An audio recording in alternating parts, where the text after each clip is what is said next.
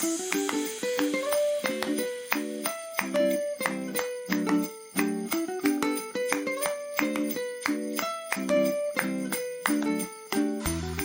to Supergreat Kids Stories, fun tales to make you laugh and cry, with some of the best storytellers from around the world. Recommended for ages 5 to 105. I'm Kim, and I love stories. This story is about a snow wolf and a boy who are friends.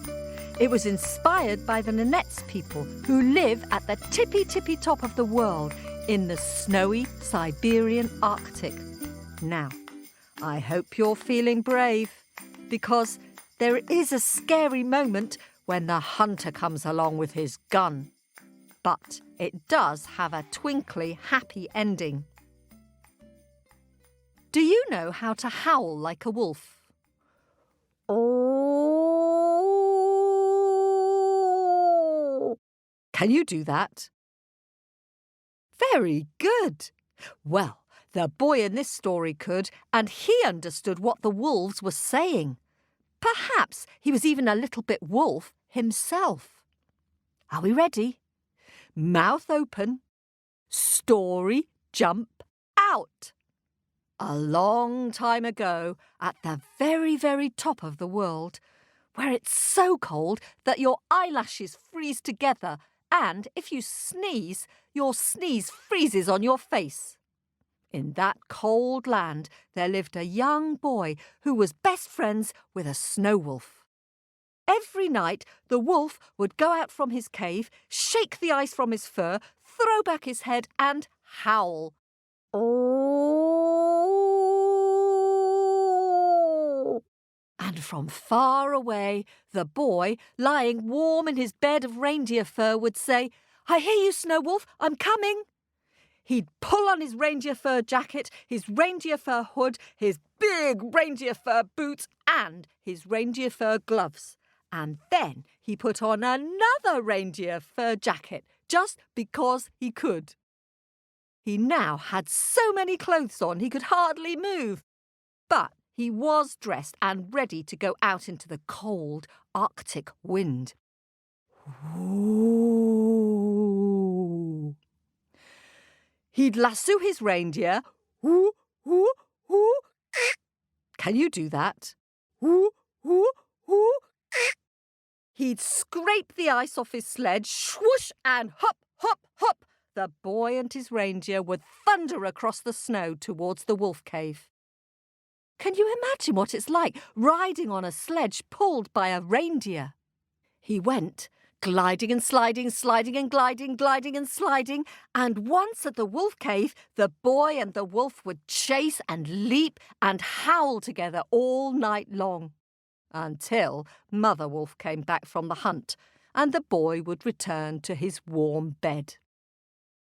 One morning, the boy was lying in his tent when he heard Snow Wolf calling faster and louder than usual.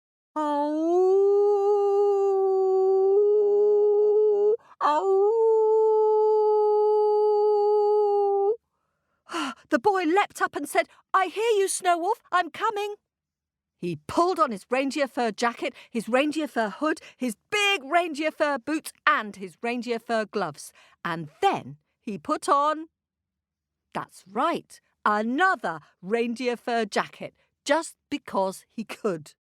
Then out he went into the Arctic wind. Ooh.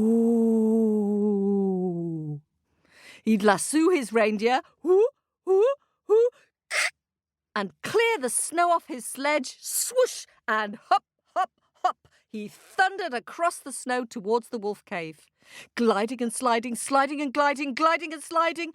Once he arrived at the cave, there was Snow Wolf, pacing up and down and up and down. "Oh, I'm so pleased you've come. Mother Wolf hasn't returned from hunting. Something is wrong." "Let's go and ask Snowy Owl. She's got the eyes of a hunter. She'll know what's happened and she'll tell us what to do," said the boy. And he sat on Snow Wolf's back and gripped his thick white fur, and together they raced across the snow faster than the wind. Running, running,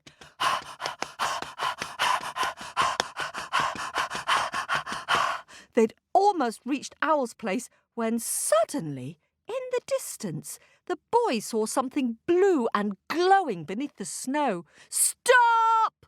he shouted. Snowwolf stopped.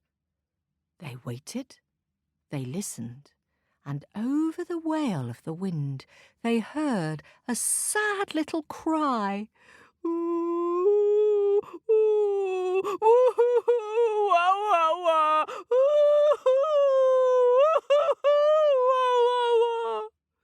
Snowwolf kept thinking of his mother, but the boy could not block out that very sad little cry. "Snowwolf, wait, I'll be really quick."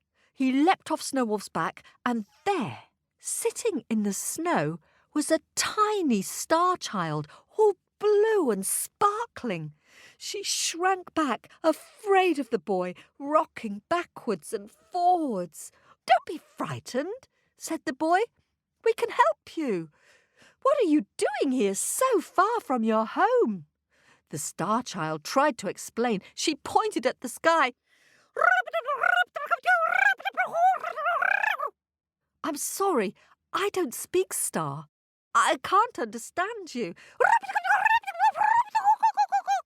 "She was chasing a shooting star and she fell out of the sky," said Snowwolf. "Oh, so you speak star language?" asked the boy. "You can understand every creature if you know how to listen," said Snowwolf. The little star started crying again.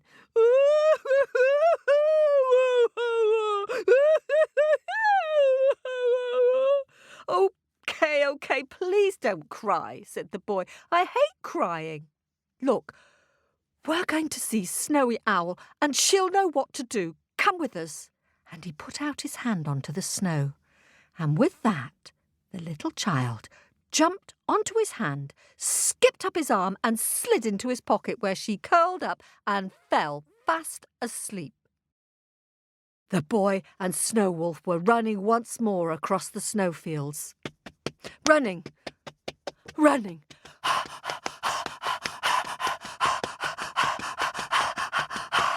Suddenly, they saw enormous yellow eyes watching them from the top of a rock. "Ooh, ooh, ooh, ooh, ooh, ooh," said Snowy Owl. "You came. Good." "You must help us, Snowy Owl. My mother's missing," said Snowwolf. "She didn't come back from the hunt. We don't know where to look for her. What shall we do? What shall we do?" "Your mother is caught in a trap near the frozen river. You must hurry there before the hunter arrives," urged the owl. "Owl," said the boy, "we found a star child and she seems lost, but how can we get her home?" "That's not difficult," said Owl. "I'll take her to the cliff at the edge of the world, and I'll show her the slope that leads up to the night sky." said Starchild, now glowing a brighter blue and hopping up and down. "What's she saying?" asked the boy. "She says she's a wishing star. If you look for the brightest star in the sky, whatever you wish will come true," said Snowwolf. "Hurry, hurry," said Snowy Owl, "before the hunter arrives. Now go!" And with that, the owl opened his wings, scooped up Starchild in his huge talons, and soared off higher and higher and higher towards the starry sky. shouted Starchild. But the boy and the wolf didn't hear her. They were racing back towards the bridge, running.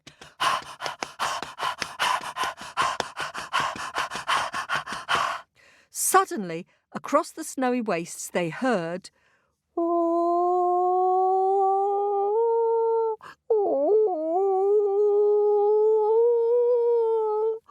"Mum!" cried Snowwolf, running even faster.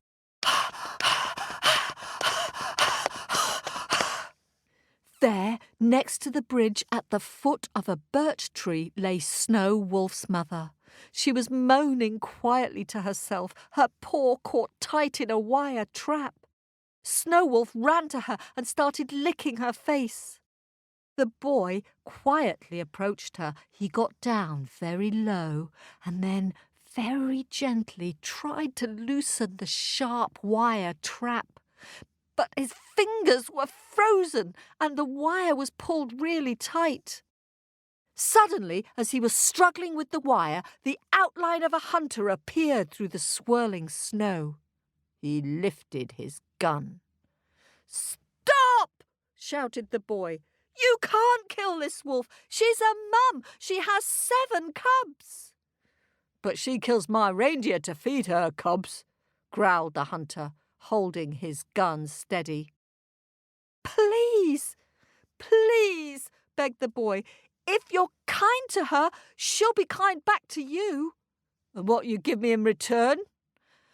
I don't know," said the boy, looking at Snowwolf.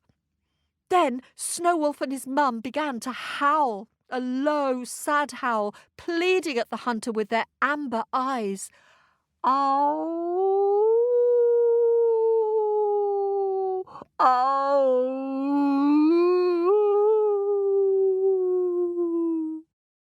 "Listen," said the boy. "Listen to what the snow wolves are telling you."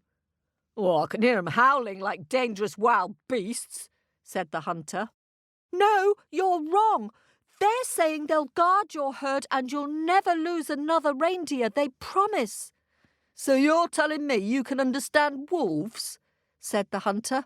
"You'll be telling me next that you can talk to the moon and the stars."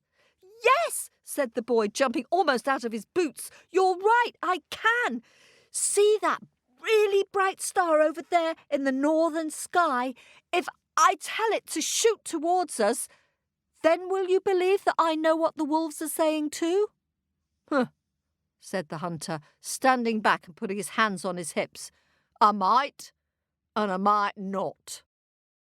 The boy looked up at the star and wished harder than he'd ever done in his life. "Please, wishing star, I helped you, and now I really need you to help me." And suddenly, whoosh! The star shot across the sky and came and sat directly above the hunter and sprinkled him with sparkly starlight. "Huh," said the hunter, clearing all the snow from his face and staring up at the sky as if he couldn't believe what he'd just seen. Then there was silence, no sound but the falling of snow. "Wolves, if you promise to protect all the reindeer, then let us hear you now," shouted the boy. And one by one, from all around, across the snowy land, other wolves began to howl. They howled, and they howled, and they howled. "Oh! Oh!"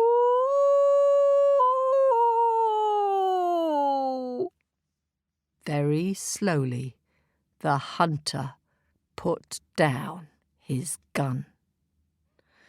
Even more slowly, he took out some wire cutters and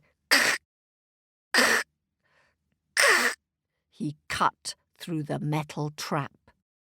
It fell open, and Mother Wolf shook the snow from her fur and was off, running like the wind, back to her cave, back to her cubs and her family. "Thank you," said the boy. "They won't let you down, I promise." And the boy clutched at the fur on Snowwolf's neck, and the wolf ran with his tail held high, running.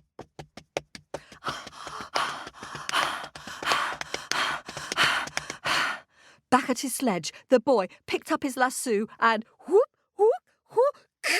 He cleared the snow from his sledge and hop, hop, hop. He and his reindeer thundered across the snow back towards his glowing tent. Gliding and sliding, sliding and gliding, gliding and sliding, sliding and gliding. And high in the night sky, Starchild looked down and positively sparkled.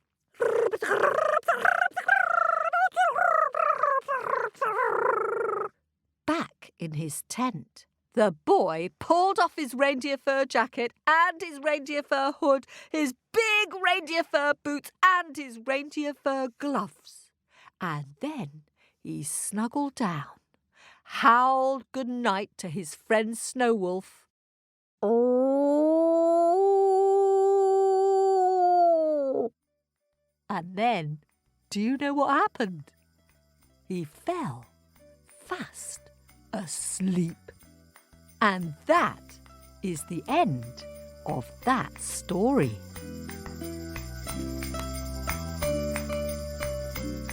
Thanks for listening to Supergreat Kids Stories.